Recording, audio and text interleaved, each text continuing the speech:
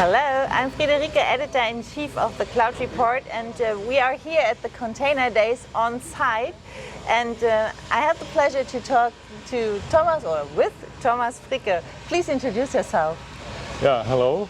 So I'm Thomas Fricke. I'm in Kubernetes security at the moment. I've been in Kubernetes for 6 years now, in Unix for 30 years. Oh, still from the beginning, right? From nearly the very beginning, and my main topic is, as I said, is cloud security, especially Kubernetes security.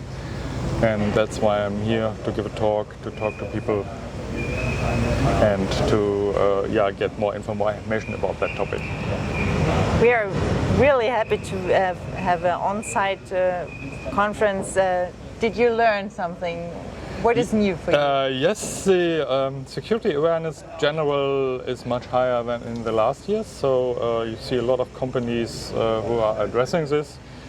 And this is something which is new. You see here Assistic Aqua Security or Red Hat with StackRox and the other ones. So this is interesting, and it's actually really necessary to have more security in Kubernetes, because this is something where the vendors leave a big gap which has to be bridged by the users of Kubernetes, or so the developers, and they are not really prepared for that.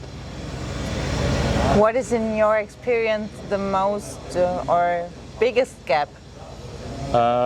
Biggest gap is the general understanding of the ecosystem, how it works together. So you have a very complicated and very powerful role-based access control system, and most of the people focus on the low-level stuff because people come from the Linux communities, and they focus on container-related security, but there is more. So the entire orchestration of Kubernetes must be revisited, and then you have a broader view. So you can hijack containers if you do a minor misconfiguration. And my task is to prepare for security in depth, which means you can break several things, but the entire system is still secure, and you have to work a little bit for that. Do you have an advice? Yes, the advice is try to set up a DevSecOps or better SecDevOps process, so it's all described by the CNCF.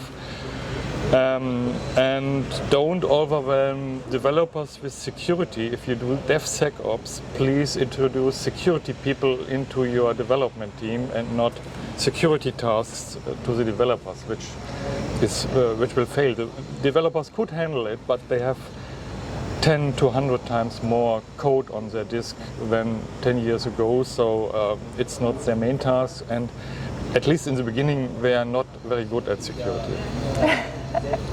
Great, thank you. It was a pleasure to meet you. Thank you very much for the invitation, Friederike. Thanks. Okay, goodbye.